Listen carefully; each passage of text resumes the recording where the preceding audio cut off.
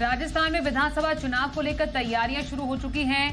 कांग्रेस ने चुनाव को लेकर रणनीति बनाने के लिए दिल्ली में हाई लेवल की बैठक की। कांग्रेस की इस अहम बैठक में बड़ा फैसला लिया गया। सूत्रों से मिली जानकारी के मुताबिक राजस्थान विधानसभा का चुनाव गहलोत की अगुवाई में ही लड़ा जाएगा। आपको बताएं, ये बैठक कांग्रेस अध्यक्ष मल्लिकार्जुन खड़गे, राहुल गांधी की मौजूदगी में हुई।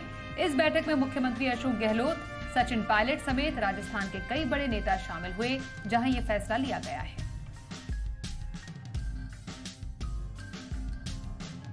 दिल्ली के राउज एवेन्यू कोर्ट ने मानहानि मामले में राजस्थान के मुख्यमंत्री अशोक गहलोत को तलब किया है। कोर्ट ने 7 अगस्त को उन्हें पेश होने का आदेश जारी किया। मानहानि का मामला केंद्रीय जल शक्ति मंत्री गजेंद्र सिंह शेखावत ने दायर किया था।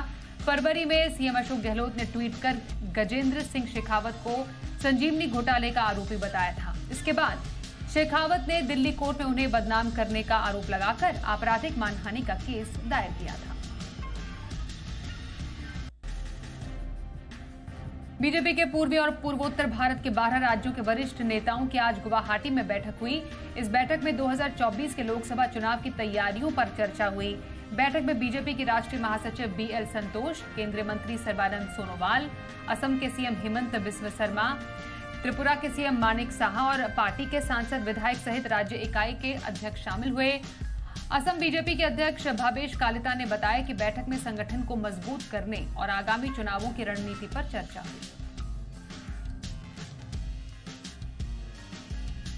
दिल्ली में अधिकारियों के ट्रांसफर पोस्टिंग पर केंद्र सरकार के अध्यादेश के मामले में सुप्रीम कोर्ट सोमवार को सुनवाई करेगा।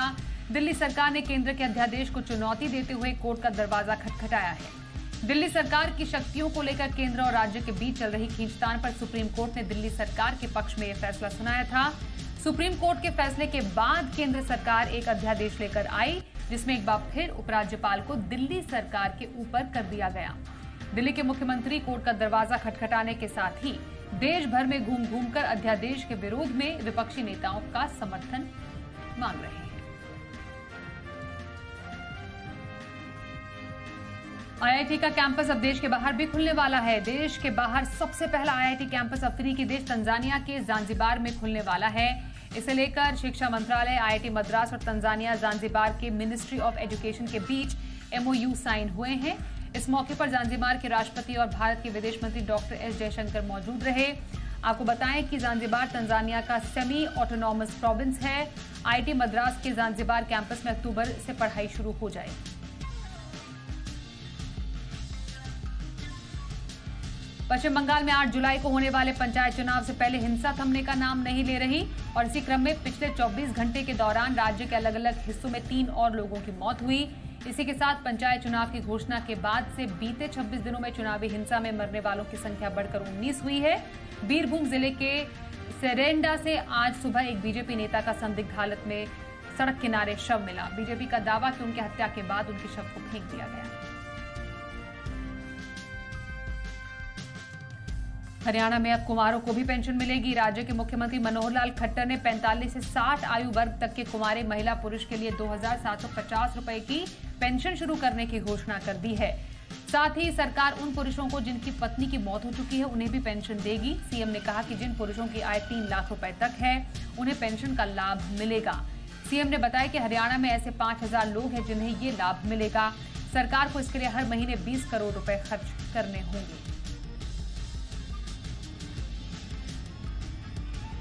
नोएडा प्राधिकरण में एक बड़ी धांधली सामने आई। प्राधिकरण के अफसरों ने किसी दूसरे के बैंक खाते में 200 करोड़ रुपए जमा करा दिए। जिस व्यक्ति के खाते में रकम ट्रांसफर की गई उस व्यक्ति ने बैंक खाते से अब तक 3 करोड़ 80 लाख रुपए निकाल लिए हैं। इस घटना की जानकारी मिलने के बाद से नोएडा प्राधिकरण में खलबली मच गई है। फिलहाल मामले की शिकायत पुलिस में कर दी गई और पुलिस मामले की जांच में जुटी हुई है।